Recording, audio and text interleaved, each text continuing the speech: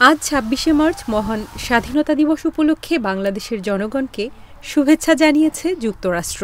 যুক্তরাষ্ট্রের পক্ষ থেকে মার্কিন পররাষ্ট্রমন্ত্রী মার্কো রুবিও এই শুভেচ্ছা জানান।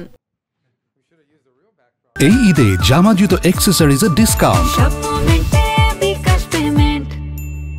মার্কিন পররাষ্ট্র দপ্তরের ওয়েবসাইটে প্রকাশিত এক বিবৃতিতে মার্কো রুবিও বলেন, এই দিবস উদযাপনটি বাংলাদেশের ইতিহাসের এক গুরুত্বপূর্ণ মুহূর্তে এসেছে, যখন অন্তর্বর্তী সরকার জাতিকে নির্বাচনের জন্য প্রস্তুত করার কাজ করছে। এটি বাংলাদেশের জনগণকে তাদের এগিয়ে যাওয়ার পথ বেছে নেওয়ার সুযোগ করে দেবে। মার্কিন পররাষ্ট্রমন্ত্রী বলেন, একটি উজ্জ্বল ও গণতান্ত্রিক ভবিষ্যতের দিকে যাত্রায় যুক্তরাষ্ট্র বাংলাদেশকে সমর্থন করে। আমরা ইন্দো প্রশান্ত মহাসাগরীয় অঞ্চলে অর্থনৈতিক উন্নয়ন এবং আঞ্চলিক নিরাপত্তার উন্নয়নে আমাদের অংশীদারিত্ব অব্যাহত রাখার জন্য উন্মুখ।